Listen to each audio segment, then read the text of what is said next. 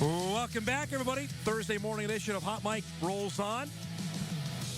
Gabe Benson, Concordia's record-setting golfer, will join us coming up in our second hour. Pride of Fargo Davies. Looking forward to that coming up at 10 o'clock. And we'll check in with Dennis McCullough, AD at Valley City State, about the multi-million-dollar donation going to VCSU for some athletic facilities. That's coming up in about an hour. We mentioned off the top of the show, though, big hockey weekend in South Fargo at Shields Arena. The Clark Cup Finals are back in town.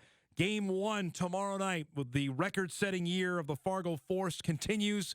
The Force rallied from a 2-1 series deficit against Sioux City to win in Game 5 on Sunday, and the reward is a chance to play for the championship against the Dubuque Fighting Saints. It's our pleasure to welcome on, making his Hot Mic debut as the first-year head coach of the Force. Brett Skinner joins us from Shields Arena with the Zamboni going on the ice. Coach, thanks for doing this. I appreciate the time. Congratulations on a fantastic year. We were joking off air. You had the draft this week. You're playing in Game 1 of the finals. It's also May the 9th. If you're still playing hockey this time of year, you've had a dynamite season. Yeah, obviously, with the draft this week, good problem to have that you're kind of juggling the Clark Cup Finals with the draft. But, you're definitely lucky when you're walking in the rink and you got weather like this as you're coming in. We were just visiting off air after the loss a week ago today. Game 3, you're down 2-1. And that was, I think, the second time all season that you had lost back-to-back games. But did you get a sense at all that the guys, were they still even keel? What was the mindset when you came out for? Because after that, you didn't allow a goal in the 2 games after that. Yeah, I think we have a process that we're trying to follow as a team, and we felt like even in the games that we lost that, we weren't far off. I think one of the unique things about this season with the record we have after every loss, felt like people kind of freaked out and couldn't believe that we actually lost a game. We have a good team. Obviously, we're in the Clark Cup Finals, but not only were that good that we couldn't lose games. And for our team, obviously having having the success we had, there should have been a belief in that room. There definitely was a belief, and you have a winner go home game in front of you. I think that it brought out the best in the kids. To have your goalie, Hampton Lukasky, not allow a goal, though, in 2 games. I know he's been great all year. I mean, did he take it to another level in games 4 and 5 for you? I kind of a continuation of what he's shown all year. I think the team in front of him, probably there were some tactical adjustments we made. Again, in the games that we lost, you kind of throw away the empty net goals. They were really close, tight games anyways. And certainly the games we lost were not Hampton's fault. So, for us, it's what he does every day in practice. I think we were lucky all season to have him and Anton as a really good tandem. And, you look at the analytics, we do give up the least amount in the league defensively as well. So I think that just being able to lock it up a little bit defensively was the most important piece. When you came into this situation, in your wildest dreams, did you think you had a roster this good? I'm sure you think you knew the team was talented, but when did you get a sense like, okay, we're above even what I thought we could be? Certainly when I got the job, there wasn't a sense that I was being handed the reins to a team like this. I think, obviously the team was very successful last year, and historically it's hard to kind of reload, that quickly, given the fact that they won the Anderson Cup, made it to the Clark Cup Finals. I think that there was a sense that, there was some talented players there. Obviously they've proven that this year. But certainly, I mean, even for a kid like Leo Gruba, I think he said the other day he was the 8th highest scoring returning defenseman coming to the league. So it wasn't like he was the highest scoring returning defenseman. He put a ton of hard work in the off season, and then came in and was kind of shot out of a cannon early in the season, and was able to be successful. Max Swanson being a 16-year-old kid, but the question marks there were, well, he's playing with Cole Knuble, who's a player of the year a year ago. Right. Now, if he's the guy on the line, is he going to be able to have the same kind of success?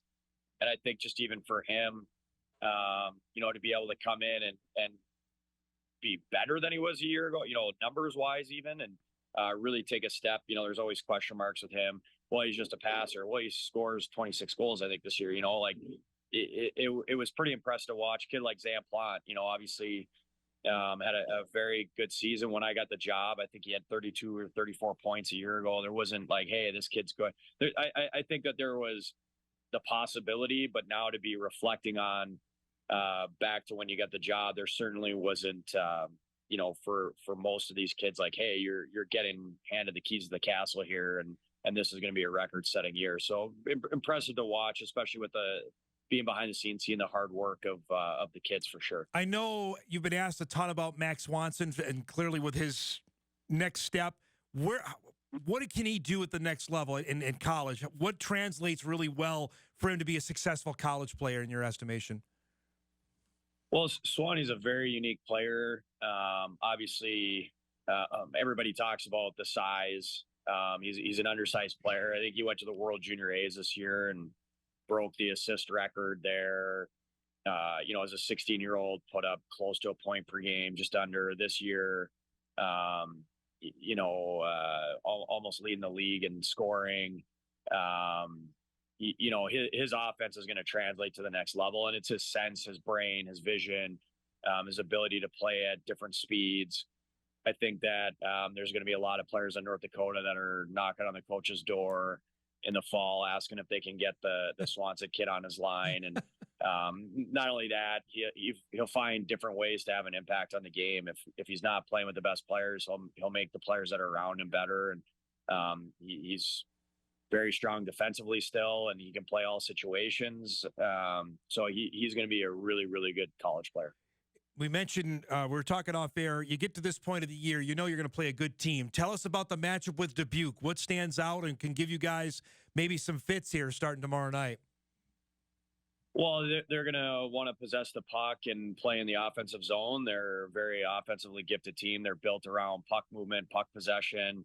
Their decor is, very mobile, and they can transport the puck, but they're very good puck movers. And then, they got a lot of firepower in their forward group. So we're going to be challenged there defensively. And then they have a very good goalie in net, and then they're coached well. They have good structure. We were kind of talking. I have this running theory that if you get to the finals of a league, that you're probably going to play a good team, and I think that Dubuque lives up to that. I've been remarking over the last month about the crowds, and I've been to many games out there, and usually after the first of the year, the uptick in fans at Shields Arena goes up, but it's been consistent all year. You've seen it. Heck, you had 4,000 people there on a Sunday. That just doesn't happen. Tell me about the fan support, and I know you've played all over the world. You've played in junior. You've coached in junior. Is Fargo unique in what the fan support has been like when you've seen this season? Well, you kind of alluded to the first half of the year in junior hockey is usually a little light. There's a lot on the go. There's football on Sundays and college football, and there's a lot on the go. And so I think for us to be able to come out, and kind of maybe we won over our fans early in the year with their style of play, and obviously the wins kind of adding up, and then to carry that in the second half. I think the biggest thing in junior hockey that's unique here is the amount of fan support we've gotten in the playoffs. On some off days. You don't have a lot of time to market games. Like the series ends, and you're starting at 10 a.m. the next day for a game that happens in 2 days. So it's to have the fan support we do. As much as we sit here and say the kids believed and we trusted our process when we were down 2-1. I can't imagine then having that great fan support on that game 5 wasn't an impact for, especially you look at the start we have. You come out, and, you get those fans right behind you right away. It certainly has an impact on the kids. And I know in our locker room how much the kids appreciate it. And that leads to my next question. Now you have games on a Friday and a Saturday. It's going to be a zoo there, I would imagine, the next 2 nights. Yeah, I mean, we hope so. Obviously, the kids feed off that energy, and it's a fun time of year where this is great for their development. I kind of say to them, these playoff times, it's like times 10 development for the kids. And you look at a kid like Mac, who's going to go play at the Ralph with North Dakota, and every game's being sold out. A lot of these kids are going to be in college hockey playing in front of those rabid fans, and then you get to the end of the year in college hockey, and you're playing in bigger stadiums that are more sold out. And These are experiences that are going to be great for their careers long term, and obvious for us. We're very fortunate to have the fans we do. I'm really intrigued, Brett. You've played all over the world. You played in Russia, you played Finland, Germany, the Czech Republic. Tell me about those experiences. What was that like, and what each different country taught you about the game, and maybe a little bit about yourself? Yeah, it's a great question, because a lot of people are like, "Oh, you played in Europe," but even within Europe, those different countries have their own identity.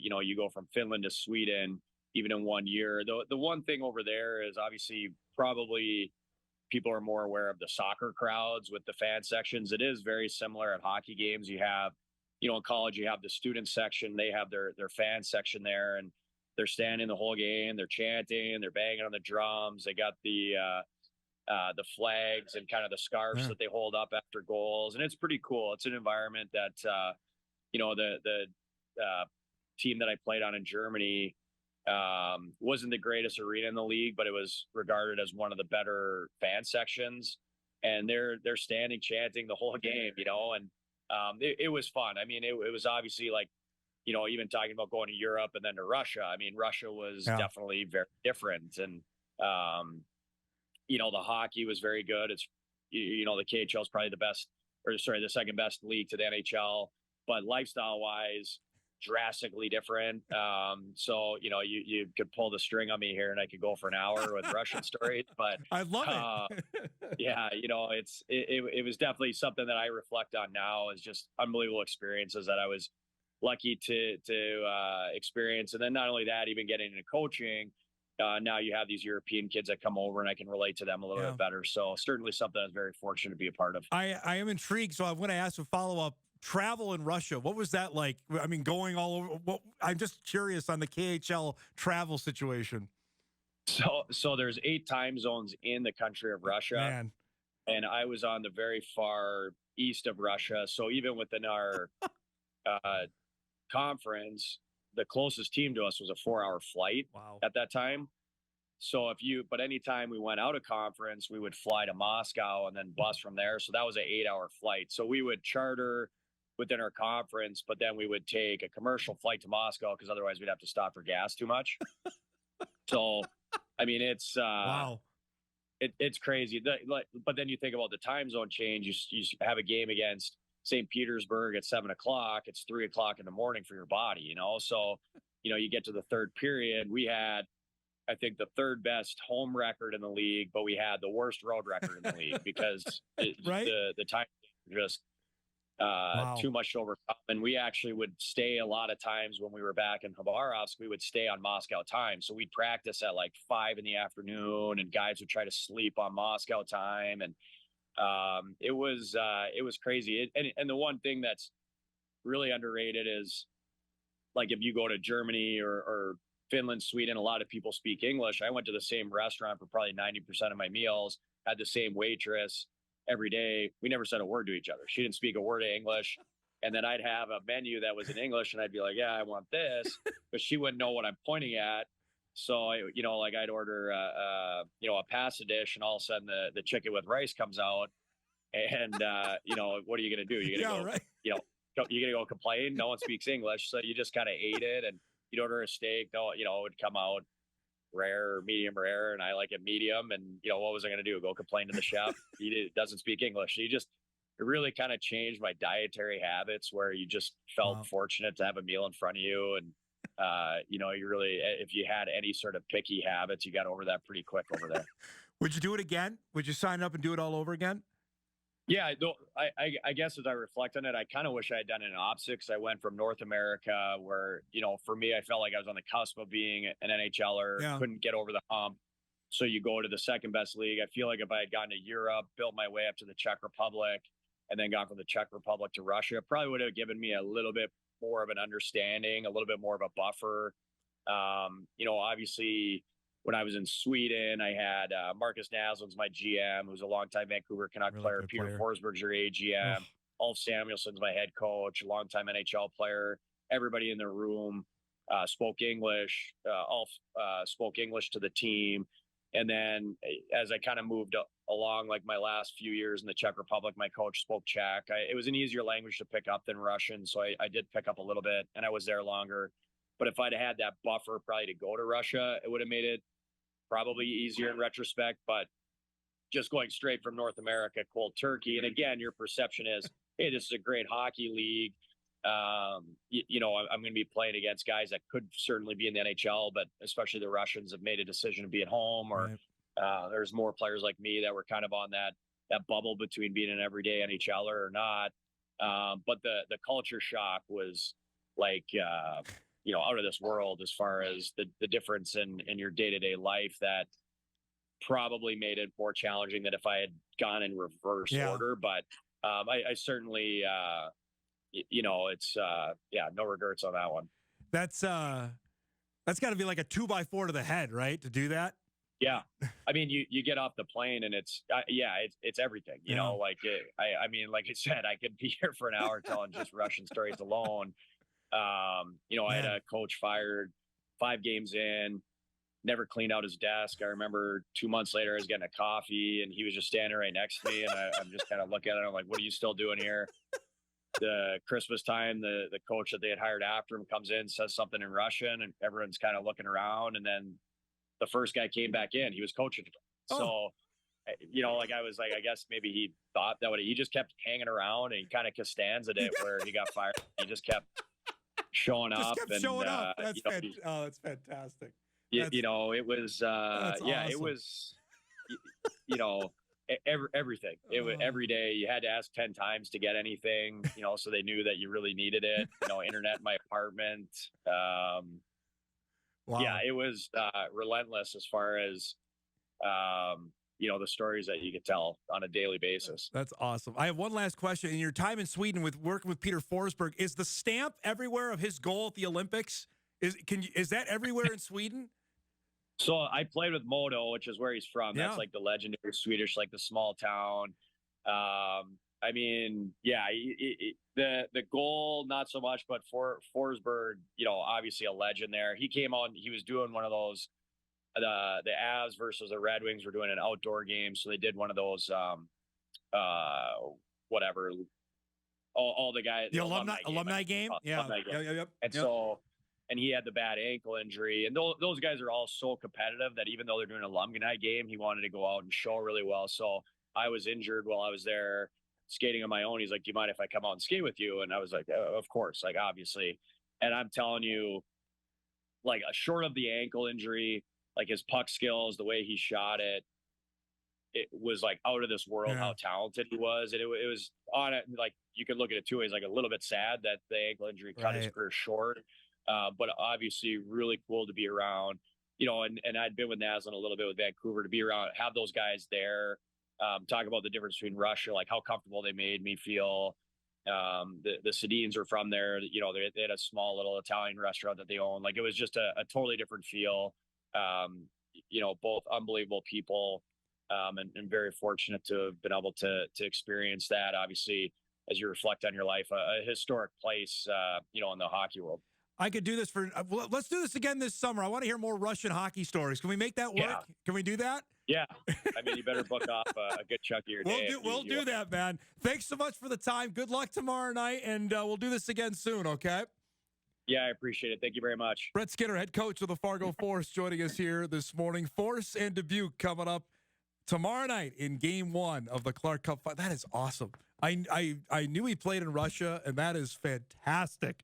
Some good stories there for people that don't know about the Russian hockey machine that happens over there. We're due for a break. We get caught up here. Big second hour of our show on tap. You see the schedule for the Clark Cup Finals beginning tomorrow night in South Fargo. Back on Hot Mic.